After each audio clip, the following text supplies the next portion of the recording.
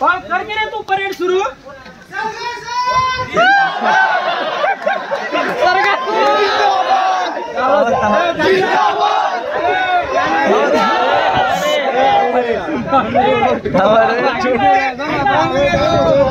एकदा करून सरकार सर बोलत होती की बाळ करके रे तू परेड सुरू। काय सांगू तुम्हाला, माझे मला कळणं बघाय शस्त्र करू की बाजू शस्त्र करू।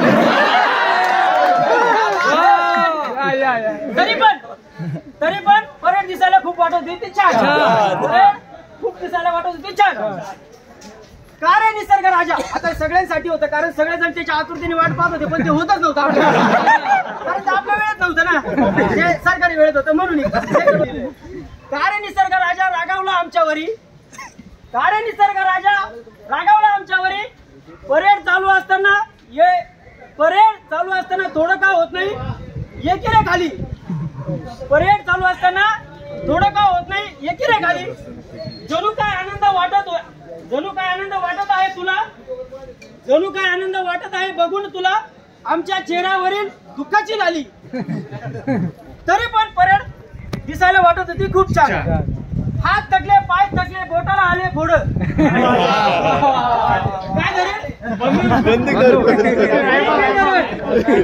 हात थकले पाय थकले बोटाला आले फोड, हात थकले पाय थकले बोटाला आले फोड। मन सांगत होते नको जाऊ आता पुढं पुढं, मन सांगत होते नको जाऊ पुढं पुढं। रडत रडत का होईना जमलं आता मला थोडं थोडं, आता थोडं थोडं। एक दिवस गेला दोन दिवस गेले हातातून रायफल काय सुटेना, एक दिवस गेला दोन दिवस गेला हातातून रायफल काय सुटेना। एक बायको ठेवली घरी पण दुसरी काय सुटेना।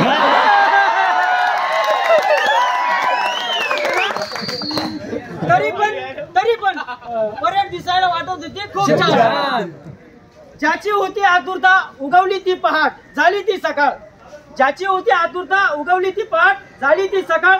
एकदाची बापा परेड मधून झाले मोकळे माझे कपाळ।